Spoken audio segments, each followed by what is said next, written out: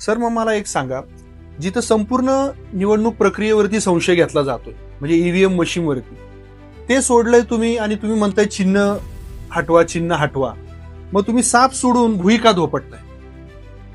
हा दृष्टिकोनातली फरक आहे. तुमच्या स्टुडिओचंच नाव आहे दृष्टिकोन. मी बरोबर. सापाला सोडत नाही.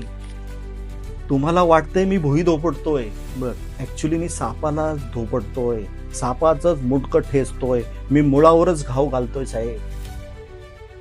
चिन्हे हीच मूळ आहे, चिन्हे ही साप झालेली आहेत आणि ही लोकशाहीला डसतायत. दृष्टिकोन बदला.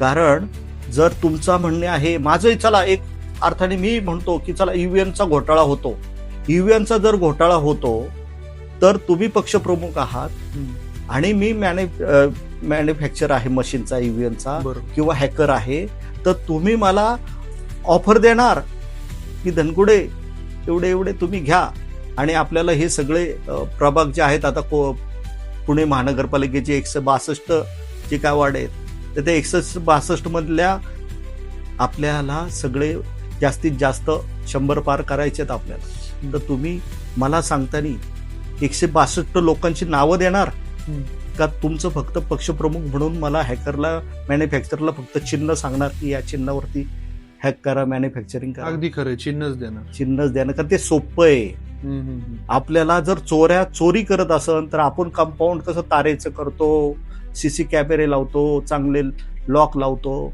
तसं हा माझा एक प्रयत्न आहे की चोऱ्या जर होत आहेत, ईव्हीएमचा जर घोटाळा होतोय तर ईव्हीएमचा घोटाळा उमेदवाराच्या नावावरती होणं अवघड आहे.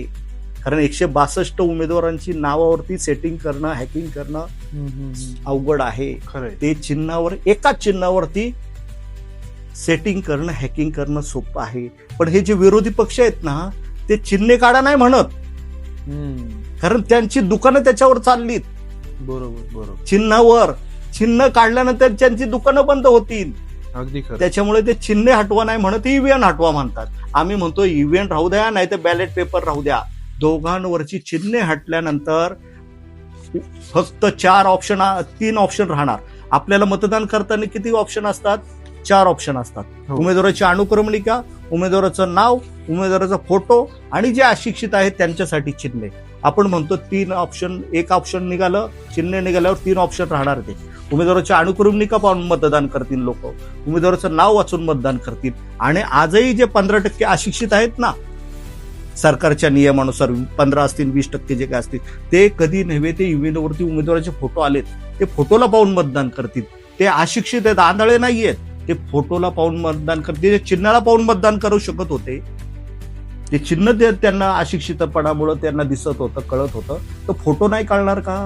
मग जो कामाने चेहऱ्याने उमेदवार लोकांपर्यंत पोहोचलाय त्याला लोक मतदान करतील, ना की आदल्या दिवशी 500-1000 रुपये दिलेत आणि काय सांगितलं जातं, 500-1000 रुपये दिल्यानंतर उमेदवाराचं नाव सांगितलं जातं का चिन्ह सांगितलं जातं? चिन्ह सांगितलं. मग तो धंदा आहे ना रात्रीचा चाले अंधारात, तो पण बंद होणार.